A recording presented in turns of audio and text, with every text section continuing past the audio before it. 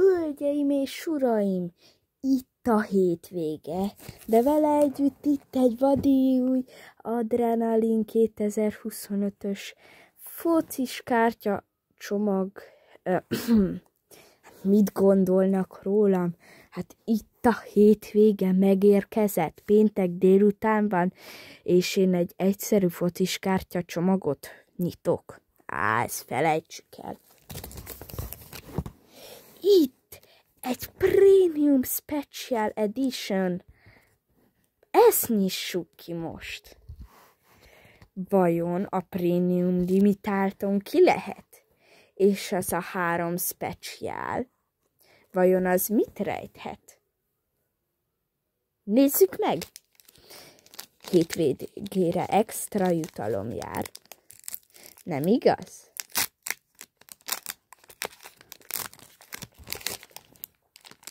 Nézzük csak meg, már ha kifér a lyukon, inkább nagyot helyet csinálunk, hogy férjen ki. Ki is fért? Az első Liverpool hátvédés, Curtis Robertson, igen, ő az. Oszlopos tagja a Liverpool hátvéd sorának. Még egy hátvéd, Arsenal és ukrán.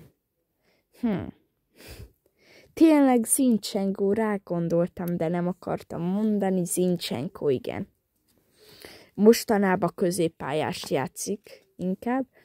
Hát védekező középpályás. Még egy védő, Fradi, és francia, ez Cissé, igen. Mennyi védő van? Hihetetlen. Most egy középpályás következik, aki a Marseille-ből jön, ő pedig Kondogbia, igen. Következő középpályás pedig még egy Fradis, és őt nem is ismerem. Maiga, tényleg Maiga. Hát hogy ne ismerni az ember? Aki fradista, az kell ismerje az ilyeneket. És még egy, aki nem más, mint Jude Bellingham, aki tegnap is nyitottunk. Nem baj. Következő pedig egy hátvéd, magyar és Fradi, ez Botka, és PSV belga csatár Bakayoko.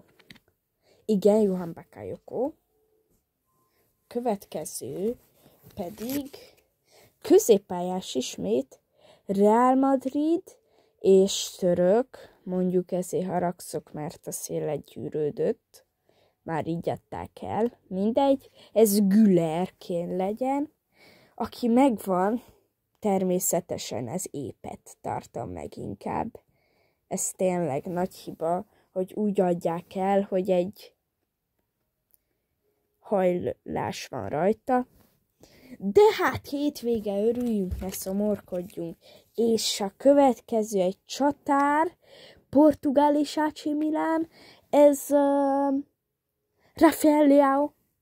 Igen, egy Premium Limited Edition. Hihetetlen, nagyon örülök ennek, nagyon örülök. Meg is érdemeltünk egy ilyet hétvégére. Nagyon jó csomag volt ez.